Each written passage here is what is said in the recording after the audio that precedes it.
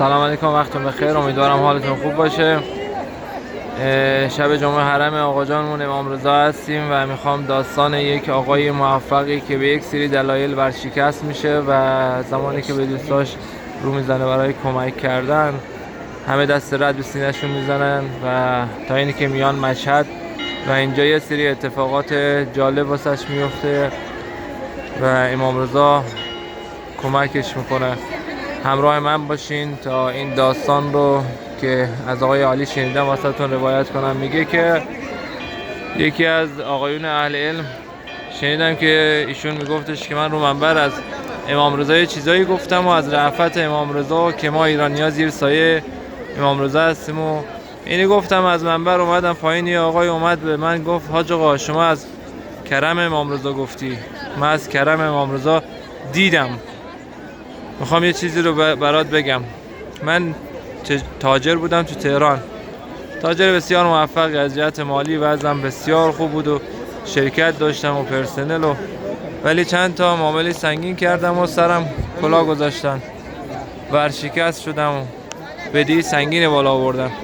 طلبکارای من دائم در خونم بودن، زنگ میزدن و من جرئت نمیکردم منم در رو باز کنم. خانومم بعضی رو جرئت میکرد که میفهمید کی اومده دم در، بعضی ها رو خانومم جرئت نمیکرد حتی بره. به چند تا از رفقا زنگ زدن که بابا کمکم بکنید، من ورشکسته شدم. اصلا جواب منو نمیدادن. خانومم گفت، به خانومم گفتم خانم میخوام برم یه جایی برم ببینم اونم جواب منو میده مثل این رفقا یا نه، یا پشت میکنه جواب میده یا نه و نارفیق در میاد، یا به من جواب میده یا جواب نمیده. خانومم به من گفت کجا میخوای بری؟ گفتم میخوام برم حرم امام رضا، میخوام برم حرم امام رضا علیه السلام ببینم.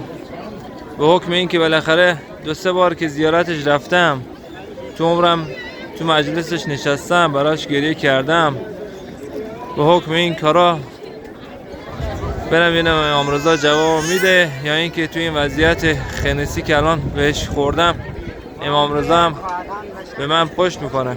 خانومم گفت خب با کدوم پول میخوای بری؟ پول نداریم. گفتم خانم اونو دیگه خودت جوری بکن، برو جورش کن واسم، یه کاری بکن بالاخره. یه زنگ بزن به خواهری برادری بنده خدا رفت رو انداخت و تا اینی که پول جور شد برم مشهد. ولی پول به اندازی نبودش که خانومم با من بیاد. دیگه شب راه افتادم و سوار اتوبوس شدم و توی کیف دستی من یه لقمه خانومم گذاشته بود به عنوان شام که شب تو راه بودم اونو بخورم. صبح زود رسیدم مشهد، صاف رفتم حرم امام رضا، شروع کردم درد دل کردن و گریه کردن و گریه کردم، درد دل کردم. شاید چند ساعت گذشت، سردرد گرفتم و باز گریه کردم. دیدم دیگه تحمل ندارم بشینم، ساعت رو نگاه کردم 1.5 ساعتی بود که به اذان ظهر مونده بود. گفتم پاشم برم بیرون یه هوای به سرم بخورم، یه وضوی بگیرم یواش یواش تا نماز ظهر برسم بیام نماز بخونم، برم بازار یه لقمه نونی مثلا بخرم به عنوان نهار بخورم و 2 مرتبه برگردم حرم. یه چند ساعتی باشم و باز برم ترمینال بلیط بگیرم و برگردم تهران. به این امید بنده خدا بلند میشه میره سمت کفشداری، میره به سمت کفشداری، دستشو تو جیبش میکنه که اون شماره‌ای که برای کفشداری هست در بیاره. میبینه که جیبشو زدن، خیلی عصبانی میشه. حالا بیا اینجا. خیلی سریع میدوه میره جلوی ذریح امام رضا. میگه حرف نزدم، نگاه کردم تو دلم با آقا حرف زدن. گفتم آقا دیدی جیب منو زدن یا ندیدی؟ تو حرم اگه دیدی اون اشراف امامتت کو که میگن اشراف داری به همه جا، اگه دیدی میدونستی خانومم با چه فلاکتی اون پولو جور کرد، چجوری اجازه دادی پول منو بزنن؟ تو که میدونی میگه تو دلم اینجوری با امام رضا حرف زدم و اعتراض داشتم. میگه بعد به سرم ببخشید، میگه سرمو انداختم پایین اومدم بیرون. حال وضو گرفتن و نماز و اینا رو هم نداشتم. اصلا نمیدونستم چی کار بکنم، به کی برم بگم مثلا.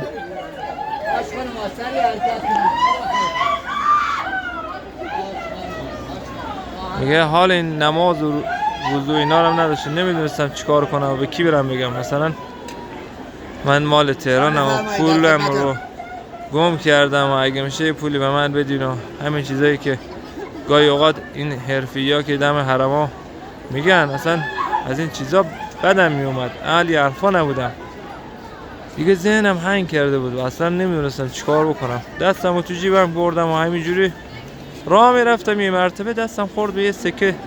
تو ذهنم یه چیزی اومد که برم تو تلفن عمومی این قضیه که داره بنده خدا میگه مال 30 سال پیشه. اون زمان تلفن عمومی بود، از اون تلفن سکه‌یا. میگه برم تلفن عمومی و این سکه رو بنزم یه شماره رو بگیرم. حالا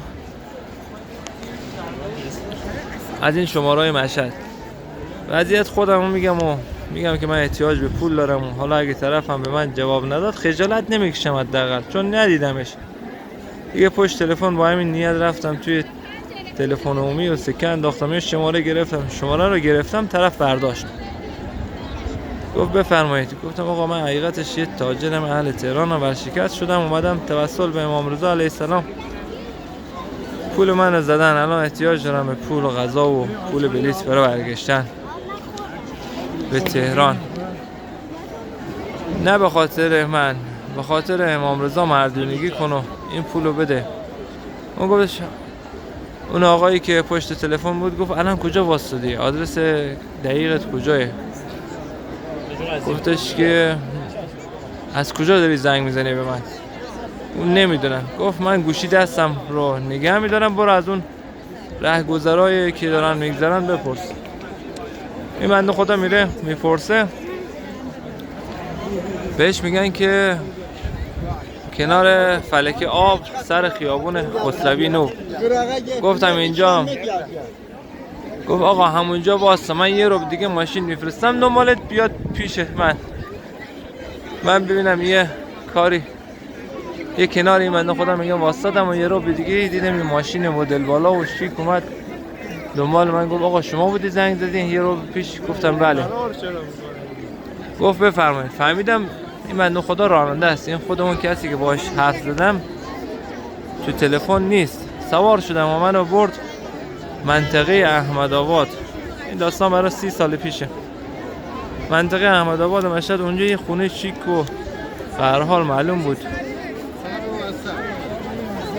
یه حیاط بزرگی بود، درش باز شده، ماشین رفت تو و وقتی که از در ماشین پیاده شدم دیدم یه آقایی داره از پله‌ها میاد پایین و فهمیدم صاحبخونه اونه. دوید سمت منو بغل کرد و گفتش که من بودم توی تلفن با شما صحبت میکردم و شما امروز مهمون امام رضا هستی. من کیم؟ من نوکر شما مهمون امام رضایی. بعد این بنده خدا اصلا بهت میزنتش، یا چجوریه واقعا این که من نمیشه، منم نمیدونم چجوریه. بنده خدا رو میبره داخل و یه پذیرایی مفصل و شربت و چای و نمیدونم میوه و اینجور چیزا، بعدش هم یه نهار مفصل. بعد این بنده خدا میگه تو دلم گفتم که خدا بهت خیر بده، نهارمونو که جور شد، اگه تو مردونگی بکنی یه پول بلیت برگشت تهران هم به من بدی دیگه تکمیل کردی. بعد از نهار به من گفت خب آقا شما قضیت چیه؟ گفتم حقیقتش من تاجرم و ورشکسته شدم و اینجوریه، ولی سرتو درد نمیارم. حکمتش این بود که با شما آشنا شدم، امروز اومدم مهمون شما با شما آشنا بشیم. و گفتش که چقدر بدهی داری؟ گفتم 200 میلیون تومان. 200 میلیون تومان 30 سال پیش که تو بعضی از شهرها با 1 میلیون تومان هم میشد خونه خرید. گفت چقدر سرمایه میخوای که دوباره راه بندازی کارتو، 2 مرتبه سر پا بشی؟ گفتم 70-80 میلیون که 2 مرتبه بتونم برگردم به کار. دیدم دست چکشو در آورد و اول یه چک نوشت و پاره کرد داد به من. نگاه کردم دیدم 200 میلیون تومنه. برق از چشم پرید. این چیه دیگه؟ بعد دیدم داره یه چک دیگه می نویسه، اونم پاره کرد داد بهم 80 میلیون. گفتم آقا برای چی این کارا رو میکنی؟ من ندارم بهت بدم. گفت اون 200 میلیون تومن مال خودت، نمیخواد برگردونی. اون 200 میلیون تومن بدهی تو بده، این 80 میلیون هم برای اینکه سرمایت بتونی باش کار کنی دوباره روبرا باشه زندگیت. بعد هر موقع به سودی رسیدی یواش یواش به من برگردون. تا اون موقع اگه من مردم یا تو مردی مدیون نیستی، خیالت راحت باشه. گفتم آقا برای چی اینا رو میدی؟ همون موقع نوجوانی یه پسر مؤدبی اومد سلام کرد و یه سینی چای آورد و چای رو داد و رفت. این آقا گفتش که اینی که دیدی پسرم بود اومد 2 سال قبل تومور مغزی داشت.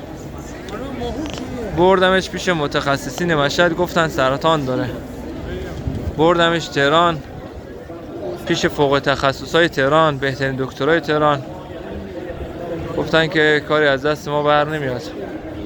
گفتم آقا من پولدارم، هر جای دنیا که امکان معالجش هست بگید ببرم اونجا. گفتن که توی لندن یه بیمارستانی هست که تجهیزات خوبی داره برای این بیماری ها و اینجور چیزا، میتونید ببرید شما اونجا، امکاناتش جوری باشه که شاید بتونن کار بکنن.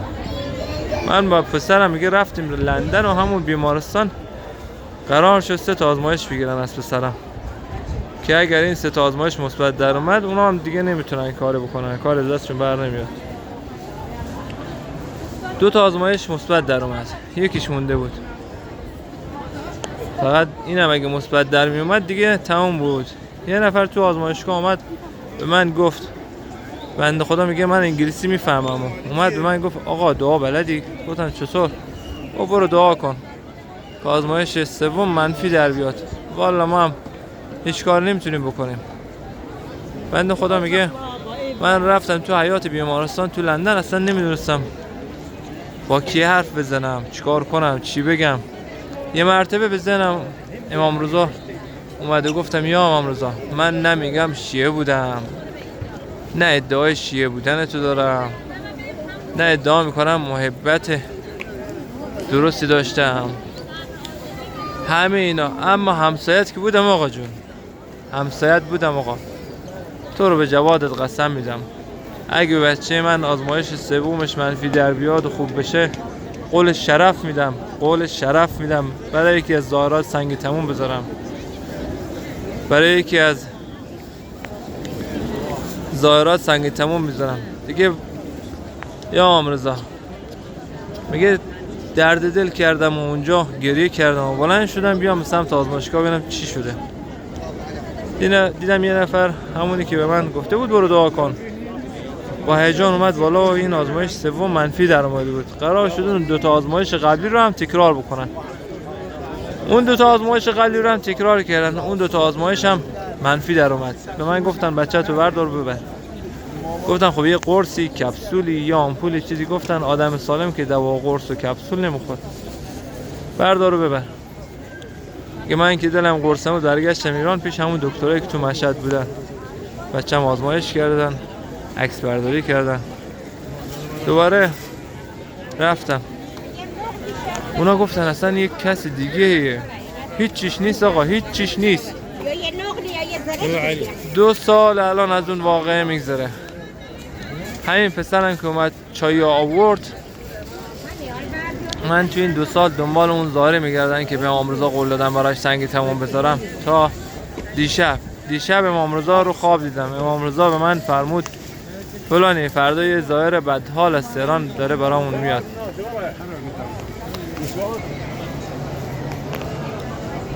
آره میگفتش که یه ظاهر بدحال داره برام میاد. و این بعد خدا خانمش گفته که میرم ببینم امام رضا مثل بقیه به هم پشت میکنه یا نه، به دستمو میگیره. اگه میخوای سنگ تموم بذاره برای این ظاهر ما سنگ تموم بذار. من دیشب از خواب بلند شدم و گفتم خدایا من که امروز نمیخوام برم حرم، ظاهر نمیبینم، دفتر کارم هم خیلی دور از حرمه، ظاهر نمیبینم. این چه خوابی بود؟ تا اینکه ظهر وقتی از دفترم اومدم خونه تلفن زنگ خورد، دیدم شما هستی که گفتی بیا مردانگی کنه به خاطر امام رضا، به من یه چیزی بده. جیب من رو زدن، نمیفهمم اون ظاهر حواله امام رضا شما هستی. حالا تو رو به جان امام رضا اگه برات سنگ تمام نداشتم بگو برات سنگ تمام بذارم. تو رو به جان امام رضا اگه برات کم گذاشتم من قول دادم به امام رضا برات سنگ تمام بذارم. میگه پا شدم بغلش کردم، پرسیدم گفتم آقا دیگه چی کار میخواد بکنی؟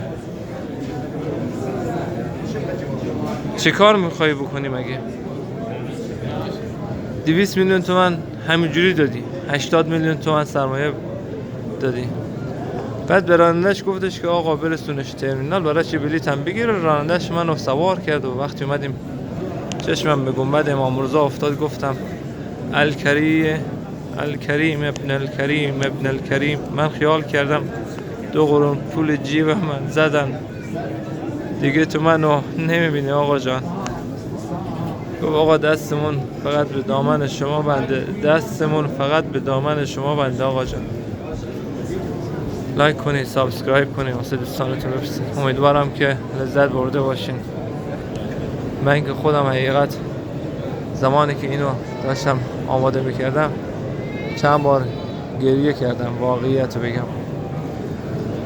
از این همه لطف و رأفت آقا جانمون واقعا هم امیدوارم لذت برده باشین. اومدیم زیارت ذریح آقا جان، انشالله همه تون حاجت روا باشین، هر حاجتی در دل دارین روا باشین. حق علی ابن مسترزان قسمت روزیتون بشه بیاین زیارت، جای همه تون خالیه. اللهم صل علی محمد و آل محمد و عجل فرجهم. اللهم عجل لولیک الفرج والعافیة والنصر. اللهم عجل لولیک الفرج والعافیة والنصر. انشالله شفای مریضا، حاجت مندا، شفای مریضا، مشکل کار و مسکن ازدواج جوانامون حل شه انشالله. اون عزیزانی که انشالله بچه میخوان خدا بچه های سالم و صالح بهشون بده. سلام علیک یا علی ابن مسترزا، سلام علیک یا امام هشتم، یا قریب الغربا، یا معین الضعفاء والفقراء، از سلطان ابوالحسن یا علی ابن مسترزا. سلام علیک یا امام یا شمس الشموس، السلام علیک یا سامن الحجج یا ضامنه. السلام علیکم و رحمت الله و برکاته.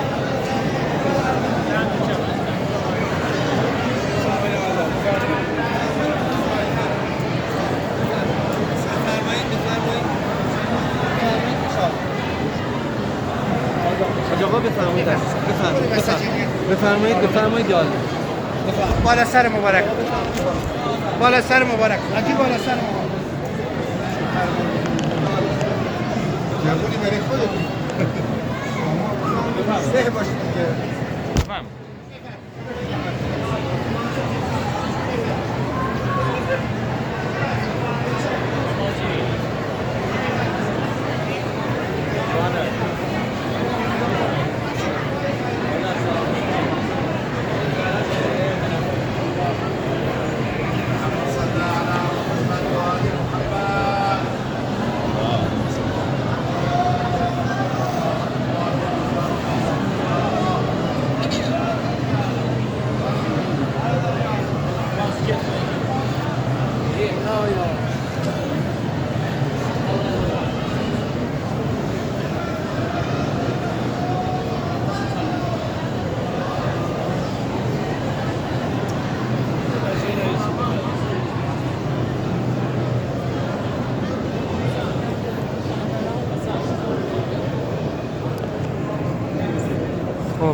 امیدوارم که لذت برده باشید.